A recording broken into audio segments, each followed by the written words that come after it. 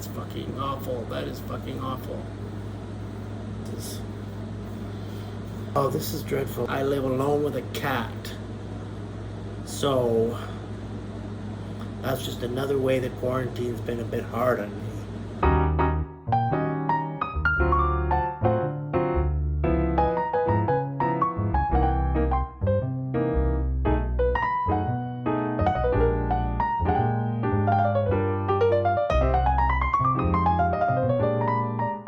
I have to do the disclaimers. I'm very fortunate in so many ways in my life, particularly in the middle of a pandemic where so many people are sick and even dying. I have a wonderful job and I'm paid very well, and it hasn't suffered because of the pandemic. There are people without clean running water and whose faces have been torn off by a chimpanzee. I do have good reasons to be grateful, but can I be grumpy anyway? I just wanted to remember the love. Talked about love and going for finding love. All I see is paranoid idiots with masks on. I don't want to talk about the masks too much. It's so politicized. There's the maskers. Remember the vaxxers and the non-vaxxers? Now it's the maskers and the non-maskers. One of my more loving people, remember we're doing love now, on Facebook, said, I had a whole thing on there about, I wear the mask for you. Fuck off. People that use love to shame you. I'm not going to be that. In my last video, I spoke about going out of my bubble into the world and feeling very unwelcome. Last time I went out, I went to the grocery store. I'm bagging my groceries, and then I'm going to go to pay for it. A couple of guys behind me, they're scooting away because I got within their 6 feet a little bit. I mean, because I had to tap the thing. I had to go from where I was bagging the groceries to where I was tapping the thing. I wear the mask for you. For you. Not feeling welcome out there, baby. Not feeling welcome out in the world. Today's chore was cat food. So I called the vet and I left a message. I gave them the cat's name, my name, and my phone number, and the name of the food I needed. They waited a few minutes and called me back in a secure line and gave me an email address, password, and the total amount of the food that I was purchasing. They also gave me an appointment when I could pick up the food.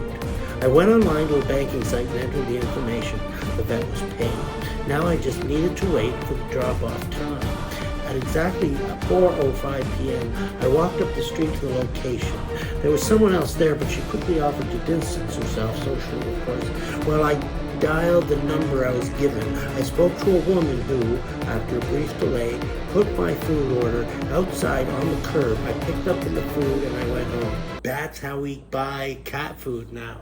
All that to buy 12 tins of this. What I used to do is drop in there from time to time after work and get a few cans.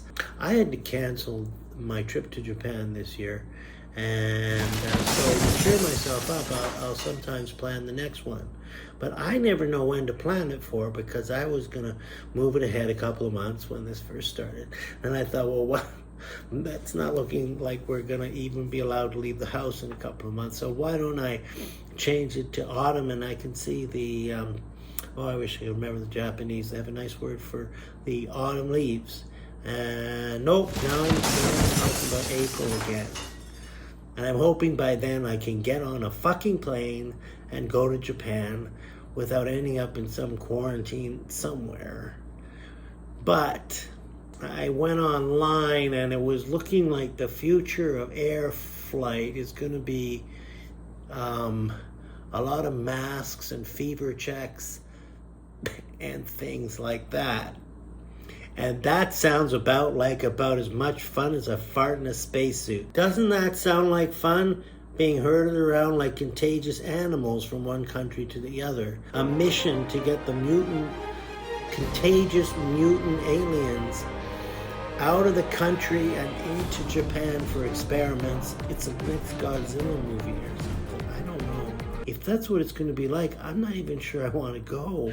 But there were a few things. I'm remembering now. This is where it takes a nice turn. I walked up the street from my apartment, and I looked across the street where the Loblaws is, and I noticed there wasn't a security guy at the door, and that people were just walking in. Yeah, I walked up the street, I noticed some people with masks, some people without masks, you know. Also looking across the street, I noticed that my haircut place is open, and hair is being cut. But I'm hoping on the weekend I will finally get my hair cut, and I'm telling you, that's going to give me an enormous feeling of relief and a sense again of getting back to some semblance of normal. Some semblance of normal. I guess what I'm trying to describe, and I'm not doing it very well, is that my posture, my feeling towards people who were all wrapped up or who were all covered up their face with